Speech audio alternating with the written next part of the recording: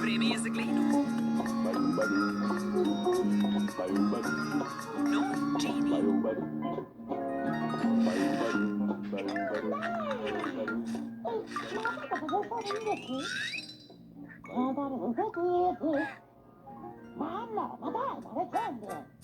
Evo je Genie Noj.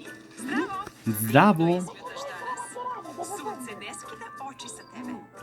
Ideš na izbor za mis? Odlična ideja. I treba ti neko da ti pravi društvo? Sigurno ćemo naći nekoga. Evo ga Marvin, nilski konj. Zdravo, Marvine. Zdravo. Da li bih hteo da praviš društvo Genie na izboru za mis? Hteo bih.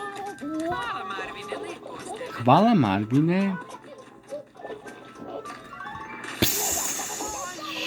Marvine, isprskao si Genie blatom. Kako će se očistiti pre takmičenja? Marvine, moraš da pomogneš Genie da se očisti. Probaj ovim šmrkom.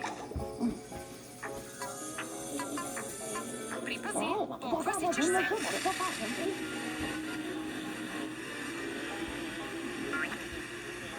Posle tuširanja moraš da se osušiš, Genie, ili ćeš se prehladiti. Uzmi ovaj peškir i istrgaj se.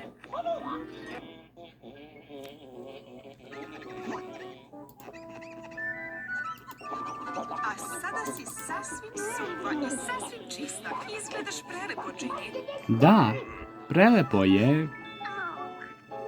Zašto se kriješ ispod zemlje? Da zapušiš nos? Marvine, mislim da se Ginina brada i dalje osjeća na blatu. Ne plači, Genie. Nešto ćemo već smisliti. Marvine, zašto ne doneseš neko mirisno cveće za Genie? Evo ga cveće.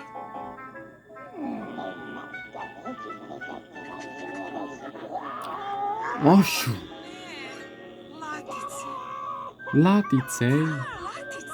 Cveće te baš ulepšava, Genie. Da, latice. Krenimo na takmičenje. Marvine, pazi da ponovo ne isprljaš Genie. Fun. Pravljenje stvari od gline je tako zabavno. Vidimo se uskoro, drugari. Vidimo se uskoro, drugari.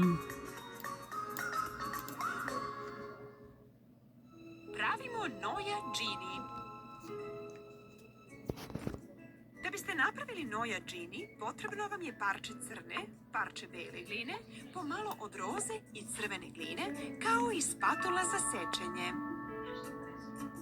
Zamesite crnu glinu i podelite je na 3 dela. Dlanovima oblikujte loptice od svakog dela. Spljoštite loptice.